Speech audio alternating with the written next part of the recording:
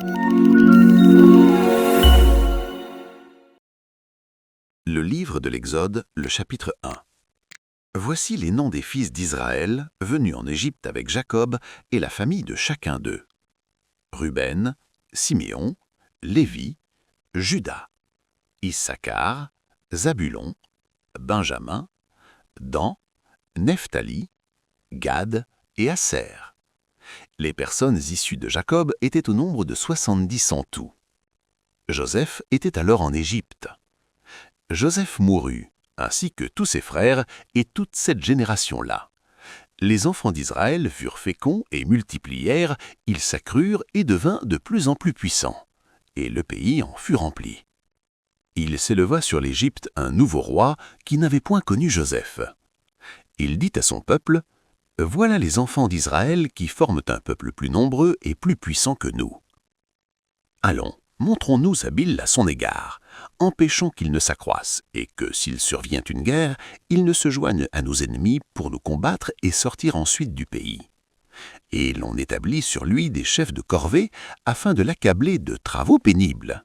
C'est ainsi qu'il bâtit les villes de Pithom et de Ramsès pour servir de magasins à Pharaon. Mais plus on l'accablait, plus il multipliait et s'accroissait. Et l'on prit en aversion les enfants d'Israël. Alors les Égyptiens réduisirent les enfants d'Israël à une dure servitude. Ils leur rendirent la vie amère par de rudes travaux en argile et en briques et par tous les ouvrages des champs. Et c'était avec cruauté qu'ils leur imposaient toutes ces charges. Le roi d'Égypte parla aussi aux sages-femmes des Hébreux, nommées l'une Shifra et l'autre Pua. Il leur dit, « Quand vous accoucherez les femmes des Hébreux et que vous les verrez sur les sièges, si c'est un garçon, faites-le mourir. Si c'est une fille, laissez-la vivre. » Mais les sages-femmes craignirent Dieu et ne firent point ce que leur avait dit le roi d'Égypte. Elles laissèrent vivre les enfants. Le roi d'Égypte appela les sages-femmes et leur dit, « Pourquoi avez-vous agi ainsi et avez-vous laissé vivre les enfants ?»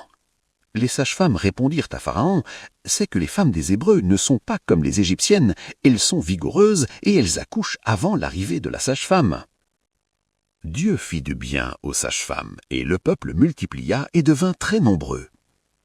Parce que les sages-femmes avaient eu la crainte de Dieu, Dieu fit prospérer leur maison.